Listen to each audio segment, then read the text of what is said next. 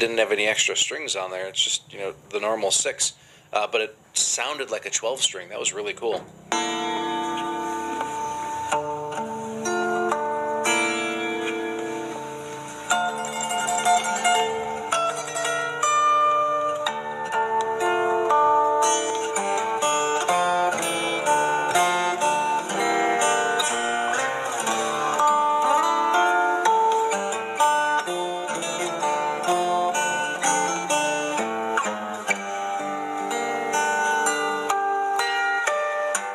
Harmonics, y'all.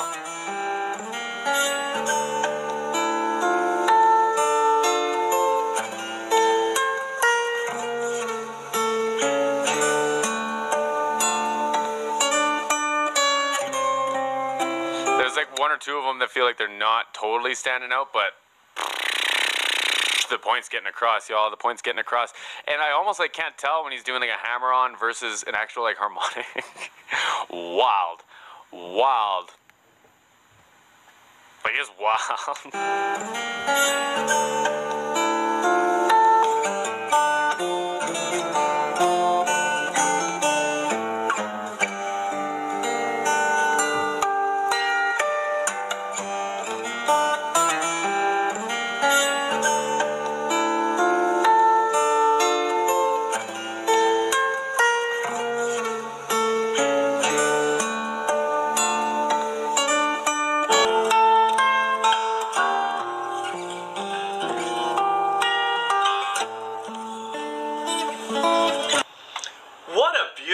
Arrangement. I don't think there's any denying the talent and the capabilities he has as a guitar player.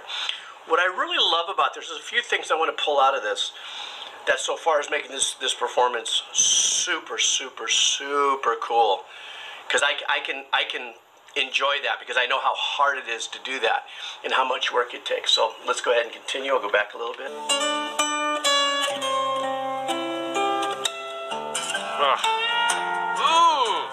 Ooh, he's bending the strings too on that back side of the nut. So like, I know y'all, a bunch of y'all probably know this, but if you didn't know, the string is set to like a certain tension, right? And that's, you get like the pitch out of it from the tension. And then so if you push that, then it tightens the string and it goes up in pitch, right? That makes sense. You see it more so on like those, the trem bars, right? The whammy bars or like the Floyd Roses and stuff, but that's how you do it on an acoustic guitar. You don't want to bend your neck too much. Like, you could do like a little like subtle bend on the neck, but you don't want to do it that much. And when you bend the neck, it's going down in tension. You're loosening it off, right? You're bringing the headstock closer to the body, which is going to loosen off the pitch. So, full of the techniques tonight, y'all.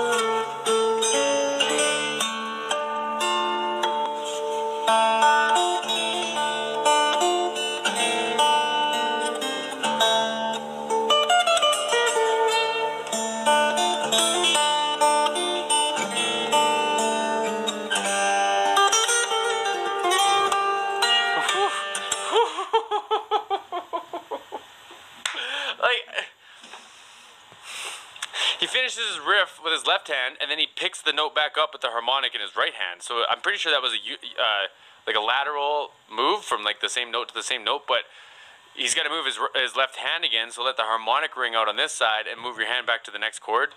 That was tough. That was wild.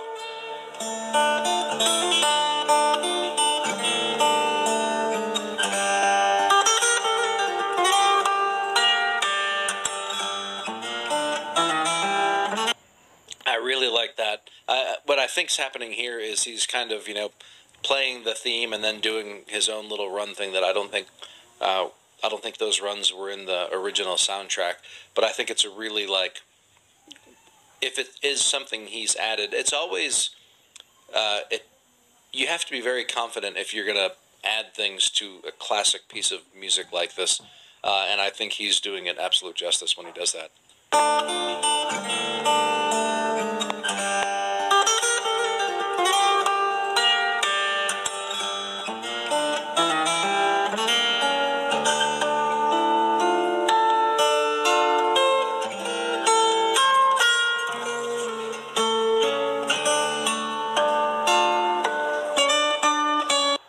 Okay, so before we get into,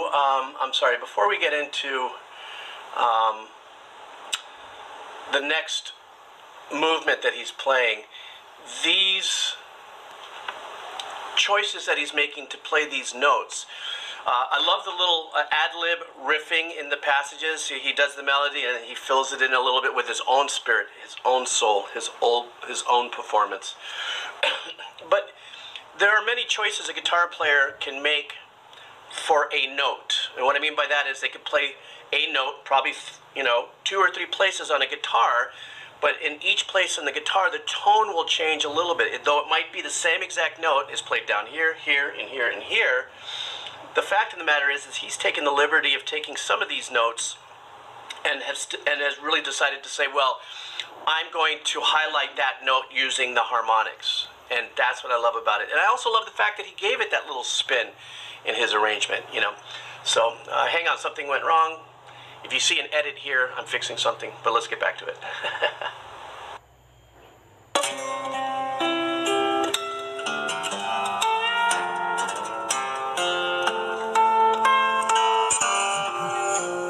Super cool, because I can enjoy that because I know how hard it is to do that and how much work it takes. So let's go ahead and continue. I'll go back a little bit.